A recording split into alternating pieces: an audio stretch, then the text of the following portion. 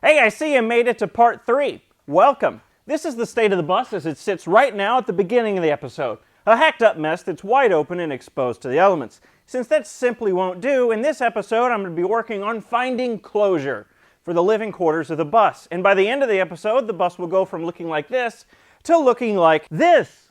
I honestly didn't get anywhere near as much done in this episode as I wanted to, so stick around and find out why.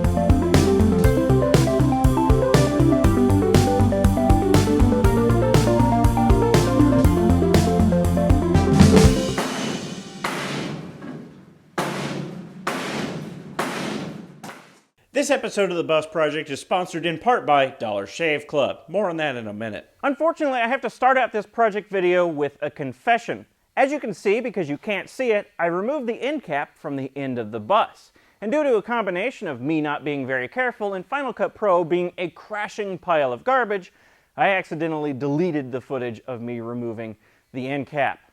So let me recap what I did real quick. I removed the end cap off the end of the bus. Into nice modular segments, you can see the frame is right here behind me, and over there on the floor somewhere is the sheet metal topper for the end cap. You'll see all these bits in a second. Unfortunately, I can't show you the footage of me tearing off that end cap, but mistakes happen. Also, ironically, I deleted that footage while I was rearranging my backups folder. So, on to the next thing.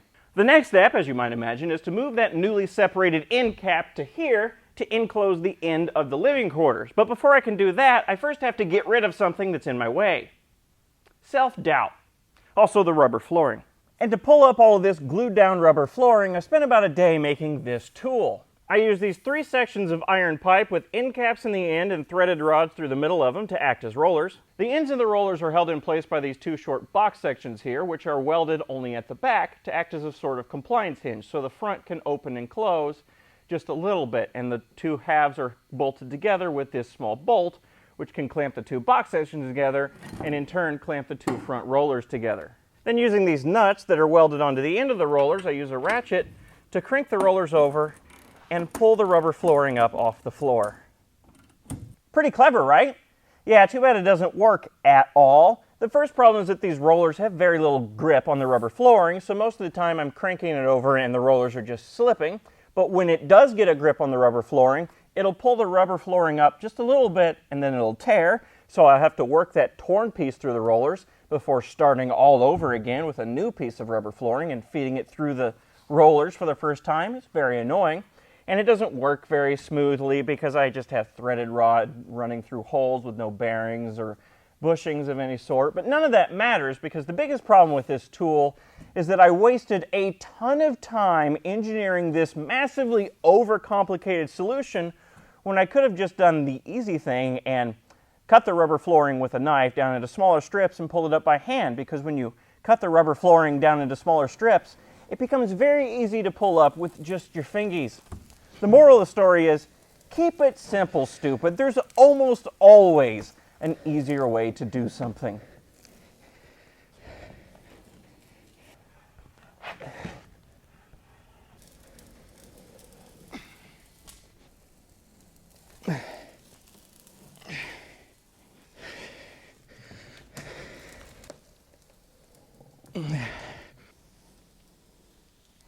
Oh, that's it. Okay. That was exhausting. I guess at least it took less time than making that stupid floor puller tool. I'm taking a nap now. Also, did I mention that the back half is the only bit of flooring I needed to pull up? I'm leaving it in the living quarters because it's free sound deadening.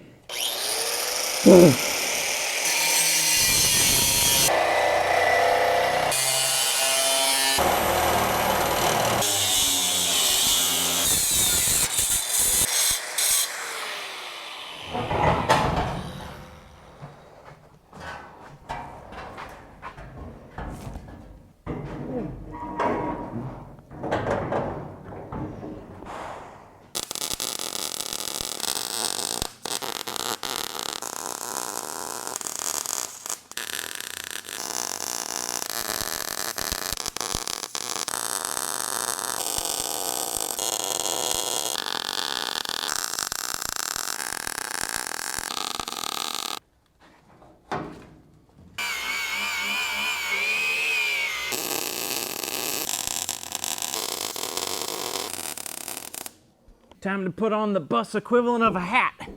I think, I don't know. Maybe this is like the back of a hat. I don't really know. It has to go on the bus, regardless. Yeah, something like that. In order to get this domed sheet metal piece in place, I have to slot the leading edge of the sheet metal between the preceding roof panel and the vertical strut. So I have to slide that whole edge of sheet metal between two very thin pieces. This ought to be very annoying. And to help pull this end cap roof panel into place, it has to slot between this roof panel and this strut. I sacrificed one of my F-clamps. I just welded a screw to the end of it, and that screw slots into one of these pre-drilled holes in that leading edge roof panel. And I can just use the clamping part to pull this end cap in closer. I have to slot this leading edge in between these two pieces along the entire length of it, which ought to be fiddly and annoying and take a lot of time.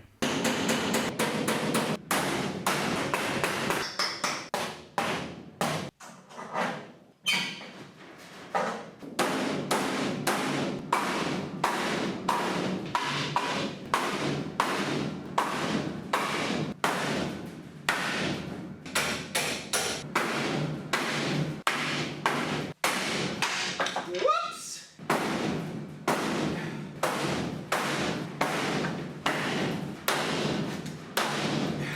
Oh my god, I've been hammering for like 2 hours. Time to caulk the seam, the best I can anyway.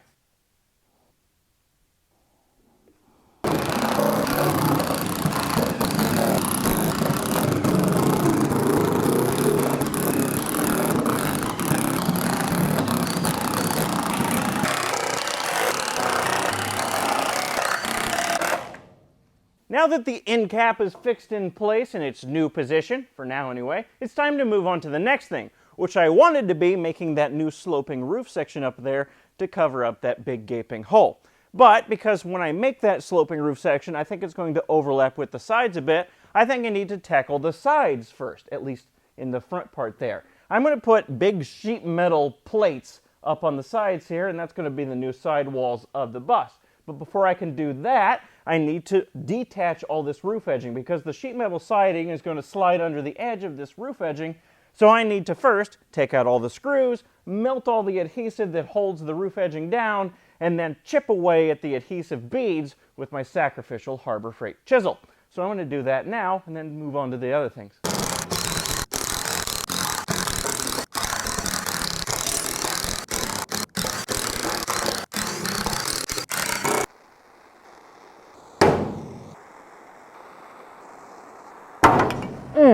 I have some bad news. That's going to do it for this episode of the Bus Project because of two variables that are out of my control. Variable number one is that it got cold. It's December and winter. And variable number two is that I got sick. I have the flu or some sort of severe cold or something. It doesn't really matter what it is. I'm sick and very low on energy, but very high on mucus.